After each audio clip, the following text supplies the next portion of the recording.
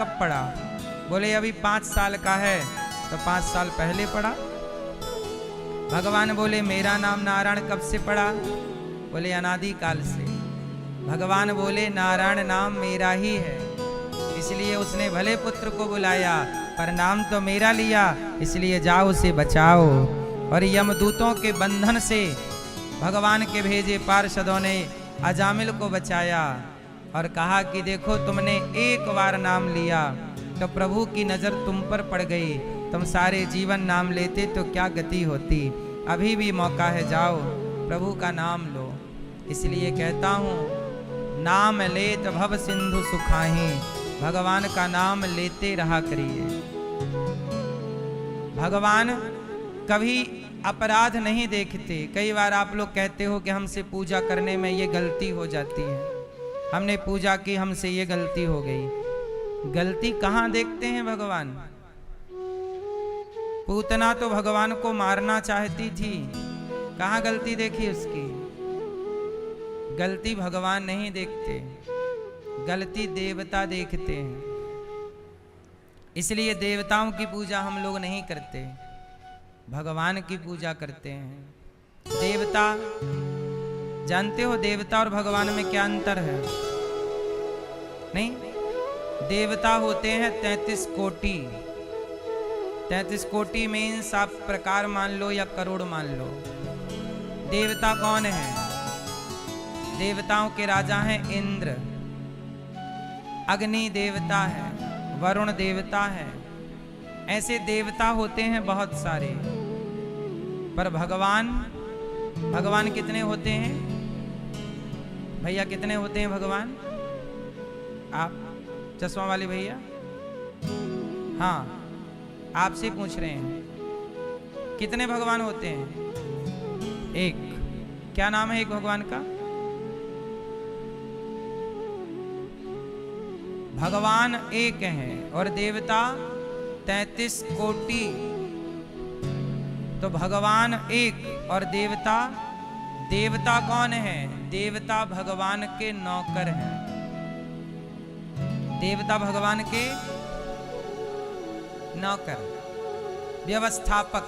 आपको ये व्यवस्था करनी है तो ये व्यवस्था करने वाले को ये देवता, ये व्यवस्था करने वाले को ये देवता। तो भगवान के नौकर हैं देवता। मालिक कौन है?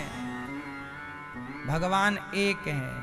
उन एक का नाम ही नारायण है, उन एक का नाम ही कृष्ण है, उन्हीं का नाम राम है, उन्हीं का नाम नरसिंह है, उन्हीं का नाम वामन है, उन्हीं का नाम मत्स्य है, कच्छप है, धनवंतरी है, मोहिनी है। उन्हीं का नाम यज्ञ नारायण भगवान है। उनके 24 अवतार हैं और नाम उनके अनंत हैं। तो भगवान कितने? तो भगवान हमारे दोष नहीं देखते।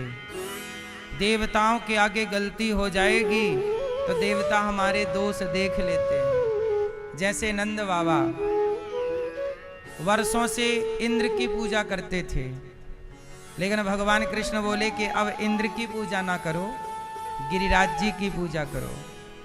तो जब इंद्र को पता लगा कि मेरी पूजा बंद कर दी और गिरिराज जी की पूजा स्टार्ट कर दी, तो इंद्र ने पूरे ब्रजमंडल को डुबाने के लिए मूसलाधार पानी बरसा दिया।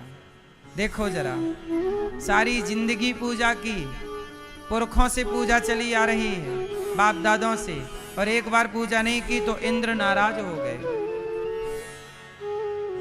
मतलब देवता उनकी पूजा करो तो अच्छे, ना करो तो नाराज। तो इंद्र ने मूसलाधार पानी बरसाया, जबकि इंद्र को सोचना चाहिए कि सारे जीवन भर पूजा किए हैं, एक बार नहीं की तो क्या बिगड़ रहा? नहीं, पानी बरसाओ, पूरे ब्रज को डुबाओ। तब भगवान की शरण में ब्रजवासी आए और तब भगवान ने गिरिराज जी को खेल ही खेल में उठाया। तब भगवान ने कहा कि बाबा देखो, तुम्हारे इंद्र की पूजा हर बार की, एक बार नहीं की तो पानी बरसा रहा है डुबाने के लिए, और पहली बार तुम्हारी गिरिराज जी की तुमने पूजा की तो गिरिराज जी तुम्हारी रक्षा के लिए देखो मेरी उंगली पर आ गए। ये भगवान है। इसलिए भगवान भगवान प्रभु जी मेरे अवगुण चित्त न धरो। भगवान कभी आपके अवगुण नहीं देखते। देवता अवगुण देख सकते हैं, है ना। भगवान अवगुण नहीं देखते। तो आपको देवता और भगवान में अंतर हमने बताया। इसलिए हमारे तुलसीदास जी ने कहा है कि और देवता चित्त ना धरई। देवताओं की पूजा करने की जरूरत, इसलिए सनातन में देवताओं की पूजा नहीं होती, भगवान की पूजा होती है। यज्ञों में पूजा होती है देवताओं की। यज्ञों में, यज्ञ में देवताओं का भी स्थान होता है, पर मंदिरों में पूजा भगवान की होती है। इसलिए हम लोग कलयुग में भगवान की पूजा ज्यादा होती है और अन्य युगों में देवताओं की पूजा ज्यादा होती है।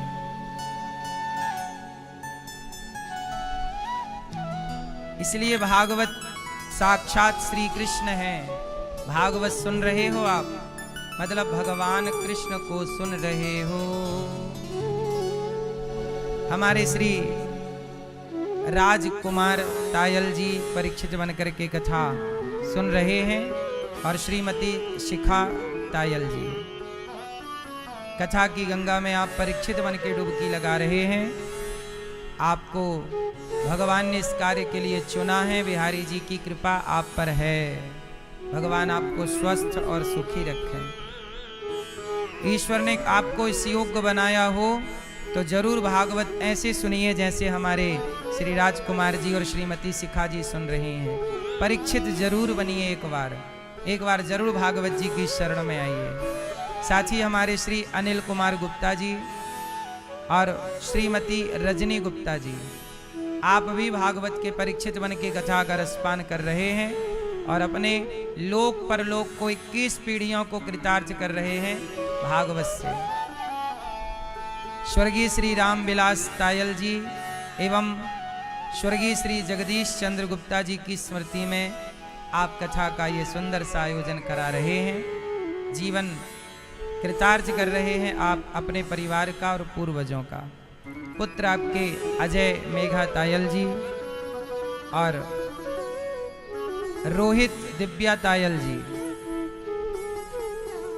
अनुश्री पल्लव गर्ग जी और राजश्री प्रखर प्रताप सिंह जी, रितिका गुप्ता जी, समस्त तायल एवं गुप्ता परिवार, आप हितकारी उपभोक्ता भंडार मोदी नगर गाजियाबाद नोएडा से आप आए हैं।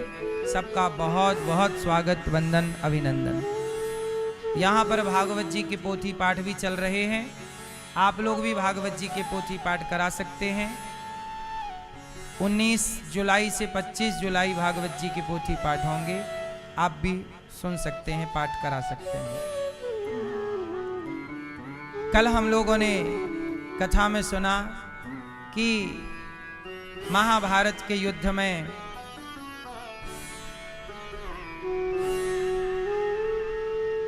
अश्वत्थामा ने द्रौपदी के 5 पुत्रों की हत्या कर दी। द्रौपदी के कितने पुत्र हैं? 5 की हत्या किसने की? अश्वत्थामा ने। क्योंकि इस गलती से कर दी, अश्वत्थामा को लगा कि ये पांडव हैं। अश्वत्थामा को लगा कि ये सो रहे थे। दुर्योधन ने कहा था जाओ पांडवों को मार देना, अधर्म से ही क्यों ना मारना पड़े। तो सोने वाले बच्चों को पांडव समझ लिया और 5 का सर काट लिया अश्वत्थामा ने। अश्वत्थामा ने जब 5 सिर दुर्योधन को दिए तो दुर्योधन की जंघा टूटी थी, पड़ा था। कहा कि जरा भीम का सिर लाओ, मैं दबाना चाहता हूं। तो भीम का सिर लाया। वो भीम का बेटा था, बेटा बाप जैसा ही दिख रहा था। तो दबाया तो आराम से दब गया। दुर्योधन बोला कि ये भीम तो नहीं हो सकता, तुमने किसी और की हत्या की। ध्यान से देखा तो वो द्रौपदी के 5 पुत्र थे। दुर्योधन पहले प्रसन्न हुआ कि पांडव मर गए, बाद में दुख हुआ कि पांडव नहीं, वो तो पांडवों के पुत्र हैं। उसी सुख दुख की संधि में दुर्योधन की मृत्यु हो गई और दुर्योधन मर गया। जब दुर्योधन की मृत्यु हुई तो अश्वत्थामा भागा। भगवान श्री कृष्ण को सारथी बनाकर अर्जुन दौड़ पड़े और अश्वत्थामा को पकड़ा।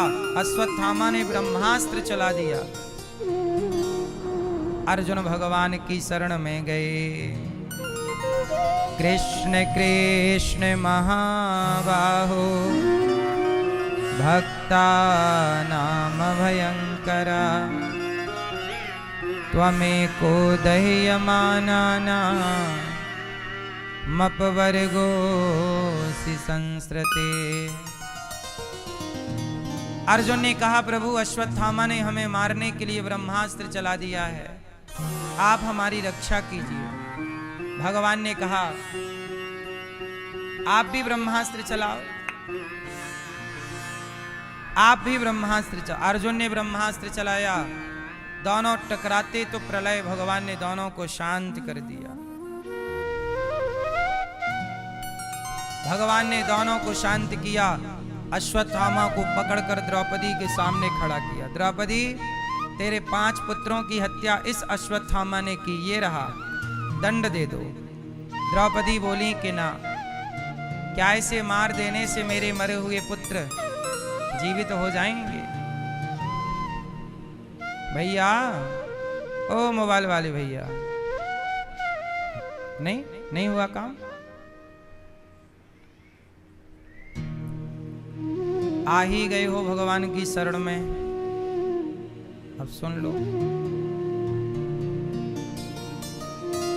द्रौपदी के 5 पुत्रों की हत्या करने वाला अश्वत्थामा जब द्रौपदी के सामने लाया गया और कहा गया कि द्रौपदी तू ही बता किसे कौन सा दंड दें, क्योंकि इसने तेरे निरपराध 5 बच्चों की हत्या की है। द्रौपदी ने जो कहा वो सुनिएगा। द्रौपदी ने कहा कि क्या इसे मार देने से मेरे मरे हुए पुत्र जीवित हो जाएंगे? नहीं, जब मेरे मरे हुए पुत्र जीवित नहीं होंगे तो इसे मारने से फायदा क्या? इसलिए इसे मारो मत। ये गुरु पुत्र है और गुरु का पुत्र गुरु के तुल्य है, इसे ना मारो, छोड़ दो। अब अश्वत्थामा को उसके सिर की मणि निकालकर उसे छोड़ दिया गया, पर अश्वत्थामा के अंदर प्रतिशोध था कि इन्होंने मेरा अपमान किया है, इसलिए इन्हें दंड तो देना ही है। तो अश्वत्थामा ने क्या किया? पांडवों के वंश को नष्ट करने के लिए ब्रह्मास्त्र चला दिया। पांडवों का वंश कौन है? अभिमन्यु, जो कि महाभारत में मारे जा चुके हैं, पर अभिमन्यु की पत्नी उत्तरा वो गर्भवती है। अभिमन्यु की पत्नी क्या है? उनके पेट में जो बच्चा था उस गर्भ के बच्चे को मारने अश्वत्थामा ने ब्रह्मास्त्र दौड़ा गया, और जैसे ही ब्रह्मास्त्र गया, अभिमन्यु की पत्नी उत्तरा दौड़कर भगवान कृष्ण की शरण में चली गई। हे कृष्ण, हे प्रभु, अभी मेरे पुत्र ने जन्म नहीं लिया और अश्वत्थामा ने मेरे पुत्र को मारने के लिए देखो ब्रह्मास्त्र चला दिया। हे प्रभु, जैसे आपने मेरी सास की रक्षा की, द्रौपदी, जैसे आपने द्रौपदी की रक्षा की, ऐसे आप मेरी रक्षा कीजिए। हे प्रभु, अभी मेरे पुत्र ने जन्म नहीं लिया और यदि ये मर जाएगा तो लोग क्या कहेंगे कि जिन पांडवों के रक्षक कृष्ण थे, उन पांडवों के वंश में कोई पानी देने वाला नहीं बचा। आप पर उंगलियां खड़ी करेंगे लोग। इसलिए हे प्रभु, आप इस गर्भ की रक्षा इसलिए करिए क्योंकि इससे आपके यश की रक्षा होगी। वरना आपका यश मिट्टी में मिल जाएगा। हे प्रभु आप रक्षा कीजिए। भगवान ने कहा उत्तरा तुम चिंता ना करो, तुम्हारे गर्भ की रक्षा हम करेंगे। भगवान ने छोटा सा रूप बनाकर उत्तरा के गर्भ में गए और ब्रह्मास्त्र को सुदर्शनास्त्र से काट दिया। उसी बालक का नाम, जिस गर्भ की रक्षा भगवान ने की, उसी का नाम बाद में पड़ा परीक्षित, जिनको सुखदेव जी ने भागवत सुनाई। तो उत्तरा के गर्भ की भगवान ने रक्षा की और रक्षा करके अब भगवान द्वारिका जाने लगे। ये उन दिनों की बात है जब पांडव महाभारत जीत गए, धर्मराज युधिष्ठिर राजा बन गए। अब कृष्ण सबको सौंप करके कि भाई आप राजा बन गए, अब आराम से रहो, अब मैं चला। तो श्री कृष्ण जाने लगे द्वारिका, और जब द्वारिका गए जाने लगे तो रथ के आगे हाथ जोड़कर माता कुंती खड़ी हो गई। कुंती बुआ कृष्णाय वासुदेवाय देवकी नंदनाय च नंद गोप कुमाराय गोविंदाय नमो नमः। आज कुंती बुआ ने हाथ जोड़कर कहा श्याम सुंदर। जैसी रथ के आगे खड़ी हुई तो भगवान रथ से उतरे और कुंती बुआ के पास आए। बुआ क्या हुआ, ये हाथ काहे को जोड़ी हो बुआ? बुआ बोली कन्हैया आज तक मैं आपको अपना बेटा मानती रही, अपना भतीजा मानती रही, पर अब मुझे समझ आ गई है कि ना आप मेरे पुत्र हो ना भतीजे हो, आप तो केवल मुझे यश सम्मान देने के लिए बुआ बुआ कहते रहते हो। आप भगवान हो, आप ईश्वर हो, आपको ये लोग पहचान नहीं पा रहे हैं। आप मनुष्य रूप में भगवान हैं। मैं पहचान गई प्रभु, आप मेरा मार्गदर्शन कीजिए।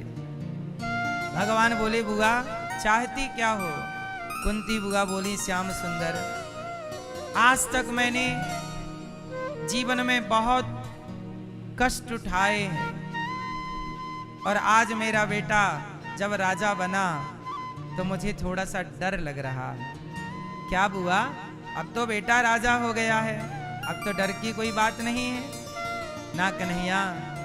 डर इस बात का है कि अब तो मेरे जीवन में कोई दुख ही नहीं है, कोई संकट ही नहीं है, और जब संकट नहीं है, कोई दुख नहीं है, तो फिर आप बचाने के लिए कैसे आओगे?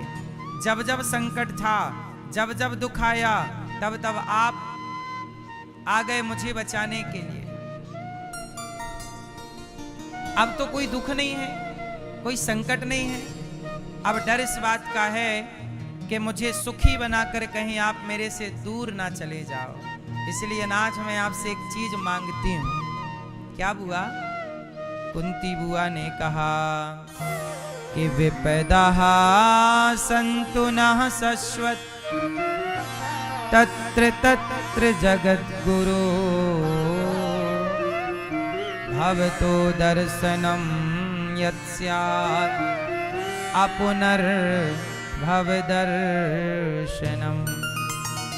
कुंती बुआ बोली श्याम सुंदर आज मुझे आप दुख दीजिए। मैं आपसे क्या मांगती हूं? विपत्ति, दुख। कन्हैया मुस्कुरा कर बोले बुआ कोई दुख भी मांगता है क्या? दुख कौन मांगता है? आप दुख क्यों मांगती हो? दुख मत मांगो, हमसे और कुछ ले लो, सुख ले लो। कन्हैया से कुंती बुआ ने कहा प्रभु जब मेरी द्रौपदी की साड़ी, बहू की साड़ी भरी सभा में उतारी, वो कितना बड़ा दुख था। और जब द्रौपदी ने आपको बुलाया तो आप द्वारिकाधीश, उस समय रुक्मणी जी आपको भोजन परोस रही थीं। जिस समय द्रौपदी के कपड़े उतारे जा रहे थे, उस समय श्री कृष्ण द्वारिका में भोजन करने के लिए बैठे थे। रुक्मणी जी थाली लेकर आई और कहा कि प्रभु पाओ, भगवान भोजन नहीं कर रहे हैं। कहा कि रुक्मणी थोड़ा सा रुक जाओ। क्यों प्रभु? ये भोजन ठंडा हो जाएगा, आप खाओ, प्रसाद पाओ। भगवान बोले कि अभी मुझे जाना पड़ेगा। कहाँ? बोले मेरी बहन की साड़ी उतर रही है, उसका अपराध हो रहा है, अपमान हो रहा है, उसका वस्त्र हरण हो रहा है। तो रुक्मणी जी बोली तो जाओ, आप क्यों देर लगा रहे हैं? भगवान कृष्ण बोले मैं नहीं जा सकता। क्यों? क्योंकि द्रौपदी ने अभी तक हमें बुलाया नहीं। द्रौपदी किसे बुला रही हैं? द्रौपदी अर्जुन को बुला रही हैं। अर्जुन आओ, बचाओ, भीम आओ, नकुल आओ, सहदेव आओ, गुरु द्रोणाचार्य, पितामह आओ आओ आओ, सब जगत को बुला रही हैं। तो जगन्नाथ हाथ बांध कर बैठे हैं, हमें तो बुलाया ही नहीं। और जब द्रौपदी ने समझ लिया कि जगत का बल काम नहीं करेगा, जगत सुरक्षा नहीं करेगा, सबको बुलाकर थक गई। हाँ, मैं सबका होकर देख चुका, एक तेरा होना बाकी है। रोया मैं बहुत जग के आगे, रोया मैं बहुत जग के आगे, तेरे आगे रोना बाकी है। मैं सबका होकर देख चुका, एक तेरा होना बाकी है। तेरे प्यार में रो रो सांवरिया, आँखों से आंसू बहते हैं। प्रेमी के आंसू ओ कान्हा, बस तुमसे इतना कहते हैं। तेरे इन पावन चरणों का तो, तेरे इन पावन चरणों को तो एक बार भिगोना बाकी है। सबका होकर देख चुका। द्रौपदी ने कहा, अर्जुन मुझे बड़ा गर्व था कि मेरा पति धनुर्धर अर्जुन। आपको भी कई बार घमंड होता है, मेरा तो इससे पहचान, मेरी तो इस नेताजी से, इससे जान पहचान। द्रौपदी के पति अर्जुन गांडीवधर, गदाधर भीम, मतलब धरती के सबसे बलवान लोग द्रौपदी के पति हैं। दुनिया की सबसे श्रेष्ठ सभा में वो खड़ी हैं। धरती के सबसे बलवान व्यक्ति वहां मौजूद हैं, जो न्याय प्रिय हैं, जिनका नाम भीष्म पितामह। धरती के सबसे श्रेष्ठ गुरु वहां उपस्थित हैं, जिनका नाम गुरु द्रोणाचार्य है। लेकिन वहां द्रौपदी को जब अपमान हुआ, साड़ी उतारी, कोई ना तैयार हुआ रक्षा के लिए। तब द्रौपदी ने दोनों हाथ उठाए और कहा, हे गोविंद। और जैसे ही गोविंद कहा तो गोविंद का गो सुनाई पड़ा कि प्रभु थाली छोड़े द्वारिका से और दौड़ पड़े। और जब दौड़े, साड़ी बनकर, वस्त्र बनकर गोपियों का चीर चुरा लेते हैं और द्रौपदी का चीर बढ़ा देते हैं। जहां जरूरत थी वहां चीर दे दिया, और जहां जरूरत नहीं थी जिनको उनसे चीर, द्रौपदी का चीर बढ़ाया। थक गया दुशासन, लाज उतारते उतारते, कपड़े उतारते उतारते उतार ना सका। बोला कि साड़ी बीच नारी है कि नारी बीच साड़ी है, कि साड़ी ही की नारी है कि नारी ही की साड़ी है। द्रौपदी बोली, मूर्ख, न साड़ी बीच नारी है, ना नारी बीच साड़ी है, ना साड़ी ही की नारी है, ना नारी ही की साड़ी है। ये तो वृंदावन विहारी है जो चीर बनकर खिंचा जा रहा है, खिंचा। द्रौपदी ने केवल उस समय श्री कृष्ण जब खड़े थे तो उस समय भगवान का दर्शन द्रौपदी ने किया, गुरु द्रोणाचार्य ने किया और भीष्म पितामह ने किया। भगवान का दर्शन किसने किया? भीष्म पितामह। सच्ची बात यह है कि सबके रक्षक भगवान ही हैं। आप लोग भी कई बार सबको बुलाते हो, भगवान को नहीं बुलाते हो। आपको सब पर भरोसा है, भगवान पर भरोसा नहीं है। इसलिए कहता हूं संसार पे भरोसा मत करिएगा। आज ही मेरे से एक बच्चे ने कहा प्रश्नोत्तरी में कि गुरुजी हमने एक आदमी पर भरोसा किया तो वो हमारे पैसे लेके भाग गया। आप भी भरोसा करिए संसार पर। संसार पे भरोसा करेंगे तो दुनिया के लोग भरोसा तोड़ देते हैं और गलती आपकी है। जगत पे क्यों भरोसा करते हो? सच्चा व्यक्ति वो जो जगत पे भरोसा नहीं, जगन्नाथ पे भरोसा करे, भगवान पे भरोसा करे। इसलिए भगवान पर भरोसा करना सीखिए। आप बताइए संसार भरोसे के लायक है? बोलो। जिस पे भरोसा करते हो वही धोखा दे देता है। ये बात सही है कि गलत है ना? इसलिए संसार भरोसे के योग्य नहीं है। मीराबाई ने किस पे भरोसा किया? खुद के ससुर ने जहर दे दिया, नहीं दिया। राणा ने विष दिया, मानो अमृत पिया। मीरा रानी दीवानी कहाने लगी, वो तो गली गली हरि गुण। खुद के ससुर ने जहर दे दिया। भरोसा है?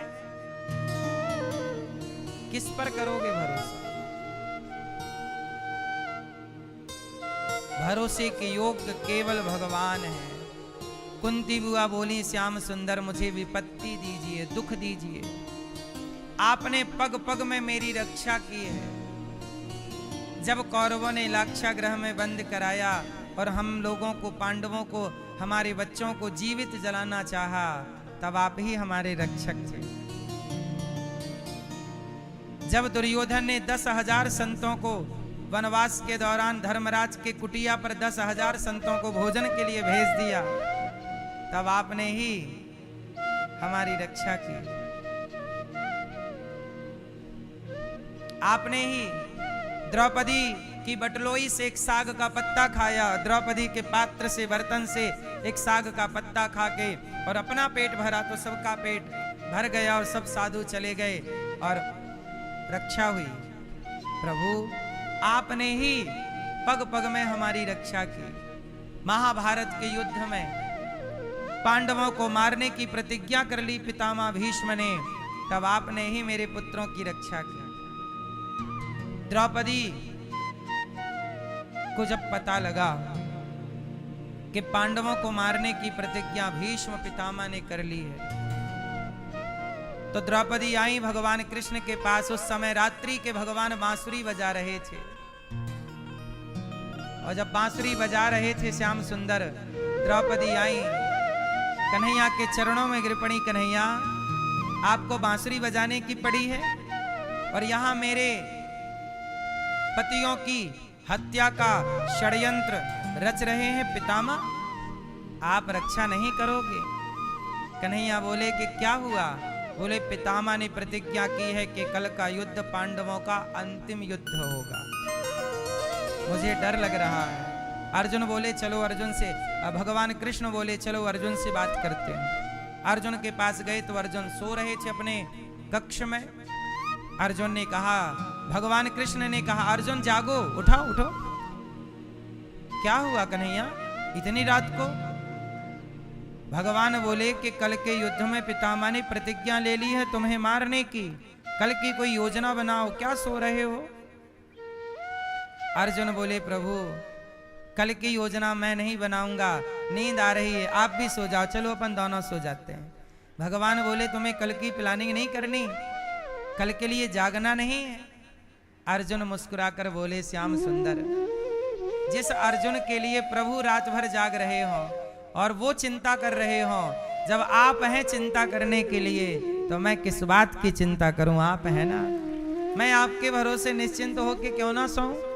जब आप मेरे लिए जाग रहे हैं तो जिसकी चिंता भगवान करें उसे खुद की चिंता करनी है क्या? मैं सो रहा हूं। अर्जुन सो गए। श्याम सुंदर द्रौपदी से बोले, चलो लंबा घूंघट डालो और जाओ पितामह को प्रणाम करो। पितामह रात्रि के ध्यान लगाकर बैठे थे, क्योंकि कल का युद्ध पितामह का अंतिम युद्ध था और यह युद्ध के 10वें दिन की घटना है, 10वें दिन की रात्रि। पितामह भीष्म के पास द्रौपदी लंबा घूंघट डाल कर गई। भगवान ने कहा, जाओ पितामह को प्रणाम करो। पितामह को प्रणाम किया। पितामह प्रणाम। पितामह ने आशीर्वाद दिया, द्रौपदी आशीर्वाद दिया, सदा सुहागन रहो, सौभाग्यवती भव। जब सुहागन का आशीर्वाद दिया तो द्रौपदी, अच्छा पितामह को लगा ये दुर्योधन की पत्नी है, तो आशीर्वाद क्या दे दिया? सौभाग्यवती भव, सुहागन रहो। और द्रौपदी को जब आशीर्वाद मिला तो घूंघट उठाए, और जब घूंघट उठाई पितामह दंग रह गए। द्रौपदी तुम? पितामह समझ गए कि ये योजना द्रौपदी तुम्हारी नहीं हो सकती, बिना लड़े इतना बड़ा खेल, ये तुम्हारा, ये तुम्हारी बुद्धि नहीं है। कौन लाया है, सच बताओ? बोले, प्रभु आए हैं, बाहर खड़े हैं। पितामह ने कुटिया के बाहर निकलकर देखा तो श्याम सुंदर द्रौपदी की चरण पादुका लिए खड़े थे, चप्पल लिए खड़े थे। भगवान बोले, पितामह बोले कि प्रभु ये चरण पादुका किसकी है? बोले, द्रौपदी की। तो आपने क्यों हाथ से ले रखी है? बोले, आपके द्वार पे उतरी थी, कहीं कोई देख लेता कि आपके द्वार पे द्रौपदी की चरण पादुका तो आप पर आरोप लगता कि आप पांडवों का पक्ष ले रहे हैं, इसलिए मैंने हटा ली, कोई देख ना ले। क्यों प्रभु, यहां कैसे आना हुआ? भगवान कृष्ण बोले, अब आपसे बात द्रौपदी करेगी। द्रौपदी बोली, पितामह कल के युद्ध में आपने मेरे पतियों को मारने की प्रतिज्ञा की है और आज आपने मुझे सौभाग्यवती होने का वरदान दिया है। जब आप मेरे पतियों को मार ही डालोगे तो मैं सौभाग्यवती रहूंगी कैसे? मेरे सुहाग को तो आप ही उजाड़ोगे। एक तरफ तो आप कह रहे हो कि सुहागन रहो और दूसरी तरफ आप मेरे पतियों को मारने की प्रतिज्ञा। हे पितामह, आपका दो वचन हो गए आपके। एक वचन ये है कि सुहागन रहो और एक वचन ये है कि पांडवों को मैं मार डालूंगा। अब ये बताओ कि कल के युद्ध में आप कौन सा वचन पूरा करोगे? मैं सुहागन रहूंगी ये वचन, या मैं मेरे पतियों को मारोगे ये वचन? तब भीष्म पितामह भगवान की ओर देखकर रो पड़े, आंखों में आंसू आ गए और पितामह ने भगवान के चरण पकड़ के कहा, द्रौपदी जिसके रक्षक ये हैं, जिसके रक्षक साक्षात भगवान श्रीमन नारायण कृष्ण हो, भला उनको ये पितामह क्या मारेगा? तेरे पतियों की रक्षा तो श्री कृष्ण कर रहे हैं और जिनके रक्षक भगवान हो उन्हें मैं क्या मारूंगा? बेटी, कल का युद्ध मेरा ही अंतिम युद्ध होगा। और 10वें दिन के युद्ध में पितामह भीष्म ने जो अर्जुन पर बाणों की बरसात की, भगवान ने रथ का पहिया उठाया। पितामह, यदि अर्जुन को एक भी बाण लगा, देखो जरा, भगवान इतने बड़े हैं पर अपने भक्त से प्यार कितना है। अर्जुन से एक बाण भी छुआ, रथ का पहिया लेकर दौड़े और जब दौड़े तो पितामह ने अपना धनुष बाण छोड़ दिया, क्योंकि भगवान श्री कृष्ण ने प्रतिज्ञा ली थी कि मैं महाभारत में कोई अस्त्र शस्त्र नहीं उठाऊंगा। और पितामह ने प्रतिज्ञा ली कि प्रभु मैं आपको अस्त्र शस्त्र उठवा कर रहूंगा। तो वही पितामह के वचन को रखने के लिए भगवान ने अपनी प्रतिज्ञा तोड़ दी और रथ का पहिया लेकर के दौड़ पड़े। और जब पितामह ने प्रभु का दर्शन किया, हाथ जोड़कर खड़े हो गए कि तभी अर्जुन से भगवान ने कहा, बाण मारो। और बाण मारा तो शरीर पार करता हुआ अर्जुन का हर बाण पितामह के शरीर में धंसने लगा और पूरा शरीर बाणों से भर गया और पितामह का संतुलन बिगड़ा रथ से और वो धड़ाम से नीचे गिरे और वो बाणों की सैया पर लेट गए। ये युद्ध के 10वें दिन का हाल है। भीष्म पितामह लेटे तो हैं बाणों की सैया पर ध्यान कृष्ण का, वही ध्यान रथ का पहिया लेकर प्रभु जब दौड़े तो वही छवि मन में बसा ली और पितामह उसी छवि का ध्यान करने लग गए। और पूरे महाभारत में पूरे टाइम, हर क्षण, हर समय पितामह भगवान के उसी रूप का ध्यान करते रहे। ये कथाएं ये बताती हैं कि भरोसे जगत के नहीं रहना चाहिए। किसका भरोसा हो? किसका? मेरी माँ मैया। किसका भरोसा? भगवान का भरोसा। हाँ, पूरा है भरोसा, मेरी हार नहीं होगी। पूरा है भरोसा, मेरी हार नहीं होगी। भरोसा यदि है तो हार कहाँ है? अच्छा ये बताओ, आपको भगवान पे भरोसा है कि नहीं? जिनको है वो हाथ उठाओ।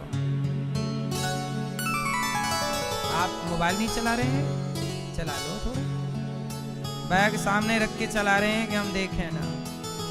नहीं, अभी नहीं चला रहे हैं, लेकिन अभी नहीं चला रहे हो आप, पर इसके पहले चला ही रहे थे। कोई बात नहीं, आपका काम जरूरी हो सकता है। जिनको भरोसा है वो हाथ उठाइए। अब हाथ नीचे करिए। अब ये बताओ, आप में से चिंता किस किस को है? टेंशन। जिसको चिंताएं हैं वो हाथ उठाएं। हाथ उठाओ। काय की टेंशन है आपको? हैं? काय की चिंता है, टेंशन? इसकी? बच्चा समझदार है, उसकी चिंता आपको करनी है।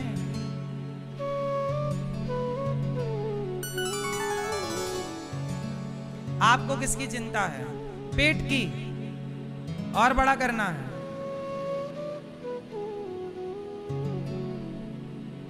आपको चिंता है किसकी? किसकी? काय की? मृत्यु की। बच्चों की। बच्चों की चिंता आप क्यों कर रहे हैं? बच्चों की चिंता बच्चे किसने दिए? बच्चे के एक बाल भी आपने लगाया हो तो बताओ। एक बाल, एक रोमा भी आपने बच्चों का आपने सेट किया हो तो बताइए। आंखें आपने सेट की? कान लगाया होगा आपने? हाथ आपने लगाया होगा? उंगली? एक बाल, जब आपने एक बाल भी नहीं लगाया बच्चों को, और फिर भी बच्चे हाथ पांव लेकर, आंख कान लेकर आ गए, तो उनकी चिंता आप करोगे कि जिसने बनाया है वही उसकी चिंता करेगा? सच बताओ, आपके बच्चों की चिंता किसे है? आपके बच्चों को आंख किसने दी? पांव किसने दिया? क्यों भैया? जिसने ये सब कुछ दिया, क्या उसे आगे की चिंता ना होगी? उसी को चिंता है। जब आपका बच्चा पैदा हुआ तब उसके मुंह पे दांत नहीं थे, और जन्म लेने के कुछ समय बाद दांत आने स्टार्ट हो गए। तो आने के बाद भी दांत देना है, ये बात प्रभु को पता थी। कब देना है स्टार्ट हो गए कि नहीं? छोटे छोटे दांत। चिंता किसको है? आपने दांत नहीं दिए बच्चे को। फिर जब बच्चा पैदा हुआ तो रोटी खा नहीं सकता, पानी पी नहीं सकता, तो मां के आंचल में मीठा मीठा दूध किसने भरा? बोलो। मां के शरीर में, आंचल में एक कट मारिए, खून गिरेगा। हर तरफ खून ही खून है, रक्त ही रक्त, पर उस रक्त के बीच से एक अमृत जैसा दूध टपकता है उस बच्चे के लिए। और ये व्यवस्था किसकी है? क्या उसे चिंता नहीं है?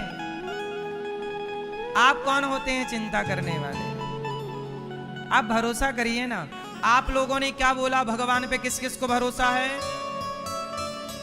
और फिर आपने किस किस को चिंता है? अब आप लोग कह रहे हैं कि हमें भरोसा भी है और चिंता भी है। भैया जब भरोसा होगा तो चिंता कैसी? और यदि चिंता है तो फिर भरोसा नहीं है।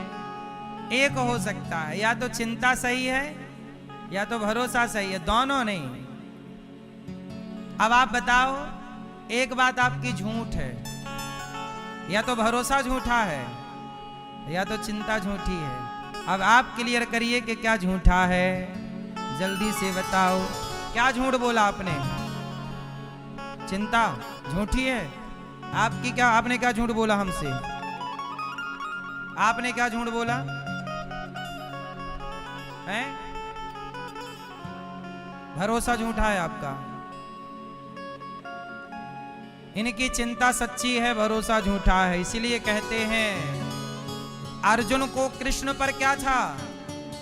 भरोसा था कि जब मेरे साथ प्रभु हैं तो पितामह मुझे मार नहीं सकते। जिस दिन आपको ये भरोसा हो जाएगा कि प्रभु मेरे साथ हैं, कोई क्या बिगाड़ेगा? जब मौत आएगी तो मैं खड़ा खड़ा गिर जाऊंगा, और मौत नहीं आएगी तो अहमदाबाद में प्लेन हादसा हुआ था, सारे लोग मारे गए, पर जिसकी मौत नहीं आई तो उनमें से एक बच गया था, एक बाल भी नहीं जला उसका। जब नहीं आएगी तो आकाश से गिर के भी बच जाएगा, और आएगी तो खड़ा खड़ा गिर जाएगा। इसलिए कहता हूं चिंता नहीं, बिंदास जिंदगी जियो। काहे की चिंता? जब आएगा सब आएगा। जो होना है उसे आप रोक नहीं सकते। चिंता करने से होनी टल थोड़ी जाती है। होनी तो होके रहे और अनहोनी ना होए, और जाको राखें राम जी मार सके ना। हाँ, इसलिए क्या करेंगे आप लोग? पूरा है भरोसा मेरी हार नहीं होगी, ये प्रार्थना दिल की बेकार नहीं होगी, ये प्रार्थना दिल की बेकार नहीं होगी। पूरा है भरोसा मेरी हार नहीं होगी। क्यों? सांवरा जब तू मेरे साथ है, सांवरे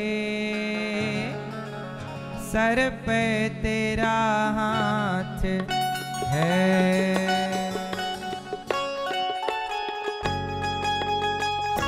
दोनों हाथ उठाइए।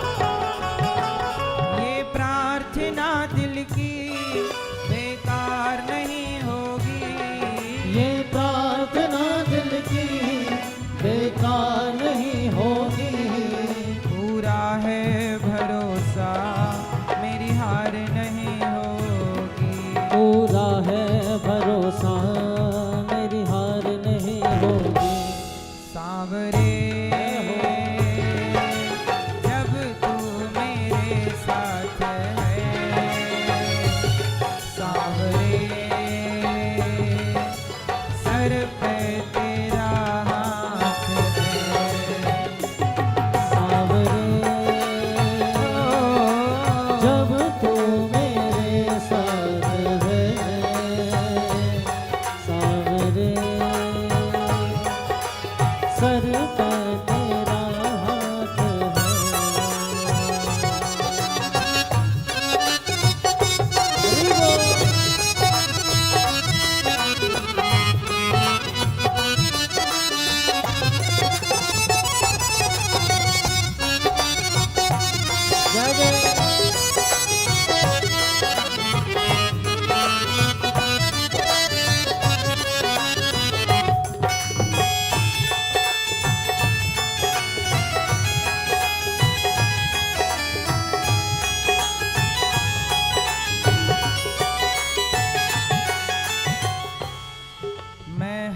हार जाऊं ये कभी हो नहीं सकता। बेटा अगर दुख में पिता सो नहीं सकता। हाँ बेटा अगर दुख में पिता सो नहीं सकता। मैं हार जाऊं ये, भगवान अपने भक्त को कभी हारने, मैं हार जाऊं ये कभी हो नहीं सकता। बेटा अगर दुख में पिता सो नहीं सकता। हाँ बेटा अगर दुख में पिता सो नहीं सकता। आपके पिता कौन है?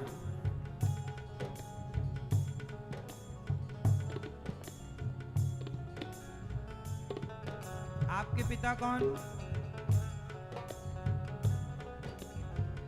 सबके